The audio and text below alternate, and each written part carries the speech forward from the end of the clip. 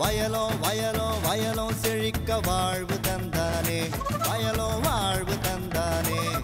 அட பொன்னா விளையோ பூமிக்கு நல்ல விவரம் தந்தானே, உழவனின் உறவா வந்தானே.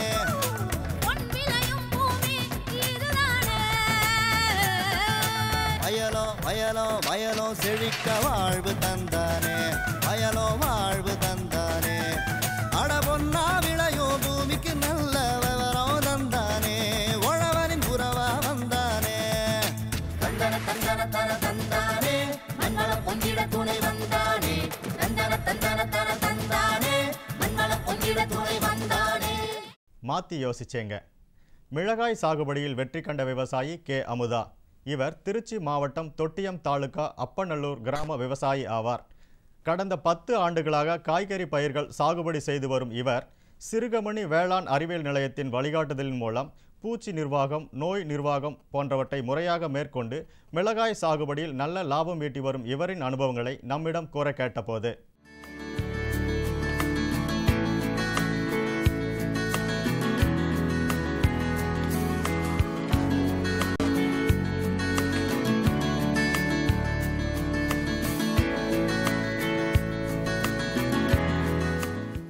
10 வருஷமாக விவசாயம் பார்க்குறோங்க.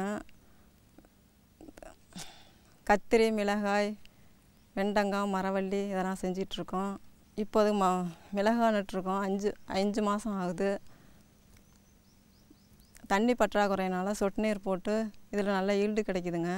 கேவிகே மூலமாக இந்த இணக்கவர்ச்சி பொருள்லாம் இது வச்சுருக்கோம். அதனால் பூச்சி தொல்லை குறையுதுங்க. சிறுகமணி கேவிகே மூலமாக இதை பற்றி சொல்லி கொடுக்குறாங்க. அதை வச்சு நாங்களும் செய்கிறோம். ஃப்ளெனேஃபிக்ஸ் மருந்து அடிக்கிறதுனால பூ கொட்டுறது நின்று நல்லா மிளகாய் காய்ப்பு வருது அப்படின்னு சொன்னாங்க. சிறுகமணி கேவிகே மூலமாக இதை பற்றி சொல்லி கொடுக்குறாங்க. அதை வச்சு நாங்களும் செய்கிறோம். இந்த மிளகாயை ஆளை வச்சு தாங்க பறிக்கிறோம். நாங்களும் செய்வோம். இதனால் எங்களுக்கு நல்ல வருமானம் கிடைக்குதுங்க. மரவள்ளி சாகுபடியில் வெற்றி கண்ட விவசாயி கே. கதிரேசன். இவர் திருச்சி மாவட்டம் தொட்டியம் தாலுகா அப்பநல்லூர் கிராம விவசாயி ஆவார். சிறுகமணி வேளாண்மை அறிவியல் நிலையத்தின் வழிகாட்டுதலின் மூலம் தமிழகத்தின் பல்வேறு பகுதிகளுக்கும் சென்று அந்தந்த பகுதிகளில் மரவள்ளி சாகுபடி செய்து வரும் முறைகளை பின்பற்றியும் சொட்டு நீர் பாசனம் அமைப்பது குறித்து தெரிந்து கொண்டு தனது நிலத்திலும் அதன் வழிமுறைகளை பின்பற்றி வேளாண்மையை மேற்கொண்டு வரும் இவரின் செயல்பாடுகளை பற்றி கூற கேட்டபோது,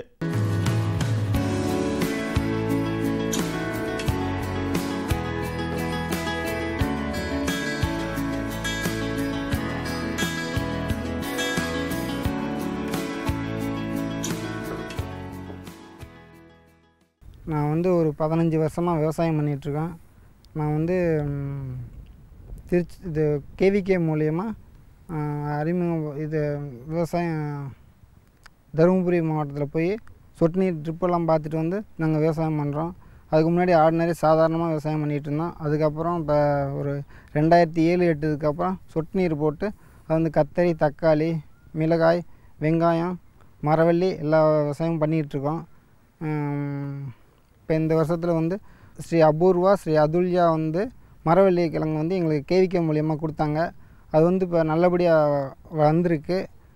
அது நல்லா வெடுப்பு ஓடி இருக்குது. அது வைரஸ் இல்லாமல், பேன் தொல்லை இல்லாமல் அதெல்லாம் தாங்கி இப்போ நல்லபடியாக இருந்துகிட்ருக்கு. இதுக்கு முன்னாடி நாங்கள் சாதாரண இந்த வெள்ளை ரோஸு, முள்ளுவாடி அந்த மாதிரி கிழங்கு தான் போட்டுக்கிட்டு இருந்தோம்.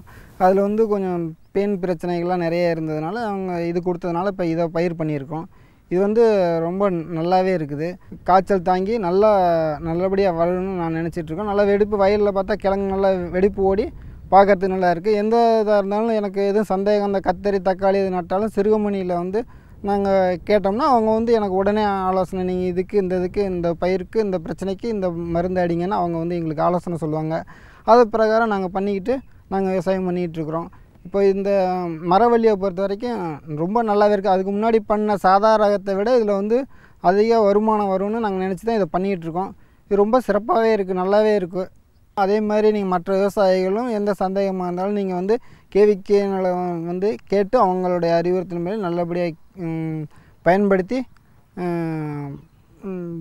பயன்பெறுமாறு நான் எங்கள்கிட்ட வேண்டி விரும்பி கேட்டுக்கொள்கிறேன். மேலும் விவரம் பெற விவசாயி கே. கதிரேசன் அவர்களை 09787659551 என்ற கைபேசி எண்ணில் தொடர்பு கொள்ளலாம். இனி வருவது வேளாண் ஆலோசனை நேரம்.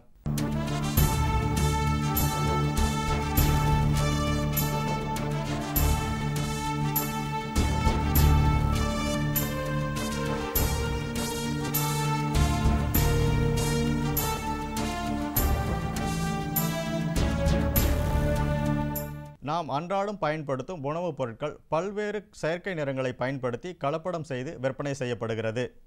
இதனை நாம் பயன்படுத்தும் போது பல்வேறு நோய்கள் தாக்கக்கூடிய வாய்ப்பு உள்ளது. குறிப்பாக மஞ்சள் தூள், தனியார் தூள் போன்றவற்றிலும் கலப்பட பொருட்கள் அதிக அளவில் உள்ளது. மேலும் கலப்பட உணவுப் பொருட்களும் அதன் விளைவுகளும் குறித்து ஈரோடு மாவட்டம் மாநில அக்மார்க் ஆய்வுக்கூட வேளாண் அலுவலர் வேதியியல் சித்ரா டி.ஏ. சுப்ராயன் அவர்கள் விளக்கமளிக்கிறார். நம்ம அன்றாட வாழ்க்கையில் வந்து நம்ம உணவுப் பொருட்கள் நிறையா வெளியிலலாம் வந்து வாங்கி சாப்பிட்றோம். ஆனால் அதில் வந்து கலப்படம் இருக்கா இல்லையா அப்படின்னு சொல்லி நம்மளால் கண்டுபிடிக்க முடியறதில்ல. ஆனால் நிறைய இப்போ வந்து கலப்படம் எல்லா பொருட்களையும் வந்து கலப்படம் நிறைய கலந்துருக்குது. அதை வந்து பார்த்திங்கன்னா உதாரணத்துக்கு இப்போ நம்ம மஞ்சத்தூள் வாங்குகிறோம். அதில் வந்து என்ன கலந்துருக்குன்னா அரிசி மாவில் வந்து உங்களுக்கு வந்து காரிய குரோமேட்டு, அப்புறம் மேலசைட்டு, மெட்டானில் எல்லோ அப்படிங்கிற இதை கலர் பொடியை வந்து செயற்கை கலர் பொடியை கலந்து விற்கிறாங்க.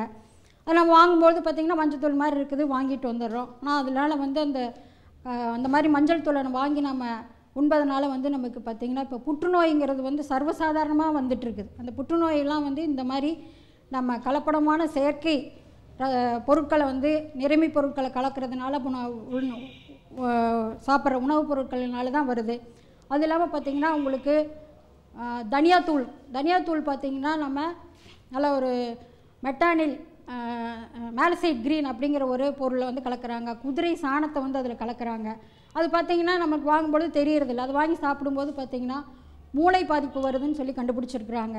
அதே மாதிரி நெய்யில் வந்து பார்த்திங்கன்னா வனஸ்பதி கலக்கிறாங்க, மிருக கொழுப்பு கலக்கிறாங்க. அதாவது மற்ற மிருகங்களோட கொழுப்பை வந்து நெய்ங்கிறது வந்து பசுவோட நெய், அதில் வந்து பார்த்திங்கன்னா மற்ற மிருகங்களோட கொழுப்பை கலக்கிறதுனால உங்களுக்கு இருதய கோளாறுலாம் வருது. அதே மாதிரி அரிசியில் வந்து சின்ன சின்ன அரிசி மாதிரியே இருக்கிற சின்ன சின்ன கல்லையெல்லாம் கலக்கிறாங்க. அதே மாதிரி பருப்பு வகைகளில் வந்து உங்களுக்கு கேசரி பருப்பு அந்த மாதிரி கலக்கிறாங்க. கடலை மாவு எடுத்துக்கிட்டிங்கன்னா அதுலேயும் அந்த கேசரி பருப்போட மாவு கலக்கிறதுனால உங்களுக்கு முடக்குவாதம், இப்போ பார்த்திங்கன்னா ஆர்த்ரைட்டிஸ், அந்த முடக்குவாதங்கிறது நிறைய பேருக்கு வருது. ஏன்னு கேட்டிங்கன்னா இதுக்கெல்லாம் வந்து மூல காரணம் இந்த மாதிரி பொருட்களை வந்து ஒரு பொருளை இன்னொரு பொருளோட கலக்கிறதுனால வந்து அதை வாங்கி சாப்பிட்றதுனால நமக்கு வருது. அதே மாதிரி தாவர எண்ணெய்கள் நம்ம இப்போ எல்லாமே சமையலுக்கு வந்து சூரியகாந்தி எண்ணெய், கடல் எண்ணெய், நல்லெண்ணெய், தேங்காய் எல்லா எண்ணெயும் உபயோகப்படுத்துகிறோம். தேங்காய் பார்த்திங்கன்னா அதனோட வந்து தாதி எண்ணெய், மினரல் ஆயிலுங்கிற இதை வந்து கலக்கிறாங்க. அதனால் வந்து பார்த்திங்கன்னா உங்களுக்கு அது நம்ம வாங்கி உண்ணும் பொழுதோ அதுக்கு அதை வந்து நம்ம தலைமுடிக்கு பயன்படுத்தும் பொழுதோ தலைமுடியெல்லாம் வந்து விரைவில் நரைச்சி போகுது. அதே மாதிரி நம்ம வாங்கி உண்ணும் பொழுதும் பார்த்திங்கன்னா அந்த மினரல் ஆயிலுங்கிறது எதுவுமே நிறமோ எதுவுமே இல்லாத ஒரு கலப்பட ஆயில். அதை வாங்கி நம்ம சாப்பிடும் பொழுது நமக்கு வந்து வயிற்றுக்கோளாறுகள்லாம் வருது. அதே மாதிரி கடல் எண்ணெயில் பாம் ஆயில் கலக்கிறாங்க. கடுகு எண்ணெயில் பார்த்திங்கன்னா நாய்க்கடுகு எண்ணெய், கடுகு மாதிரியே இருக்கும், அந்த நாய்க்கடுகு எண்ணெயை வந்து கலக்கிறாங்க.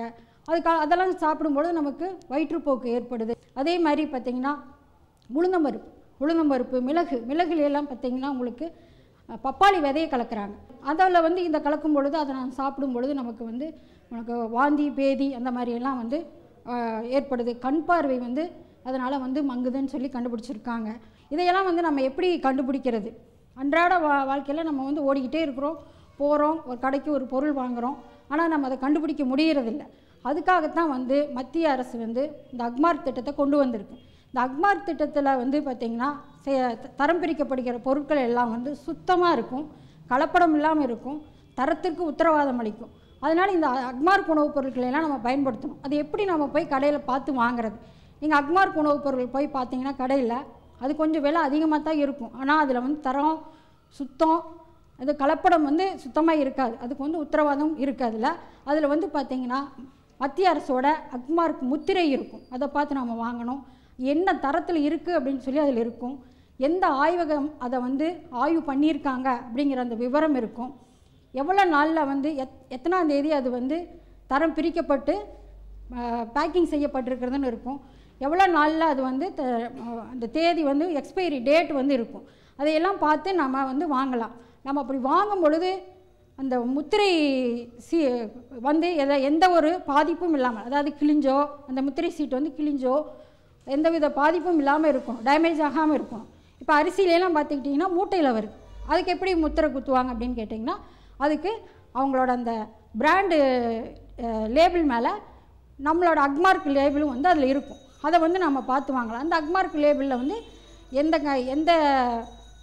உற்பத்தியாளர் பண்ணினாங்க, எந்த ஆய்வகம் அதை பரிசோதனை பண்ணியது, என்றைக்கு பண்ணியது என்ற விவரங்கள் அத்தனையும் அதில் வந்து இருக்கும். அதை வந்து நம்ம பார்த்து வாங்கலாம். அதே மாதிரி பருப்பு, கடலை மாவு, கோதுமை மாவு, இப்படி எல்லா பொருட்களுமே மூட்டையில் வருகின்ற அத்தனை பொருட்களுக்குமே வந்து அக்மார்க் முத்திரை சின்னம் பதிக்கப்பட்டு வருகிறது. அதனால் பொதுமக்களாகிய வந்து நீங்கள் எல்லோருமே வந்து அக்மார்க் உணவுப் பொருட்களை கடைகளுக்கு சென்று அக்மார்க் முத்திரை பதிக்கப்பட்டிருக்கிறதா என்று பார்த்து வாங்கி உபயோகித்து நம்மையும் நம் சந்ததிகளையும் கொடிய நோய்களிலிருந்து காப்பாற்றுவோம். மேலும் விவரம் பெற வேளாண் அலுவலர் சித்ரா டி.ஏ. சுப்ராயன் அவர்களை 0942817955 என்ற கைபேசி எண்ணில் தொடர்பு கொள்ளலாம்.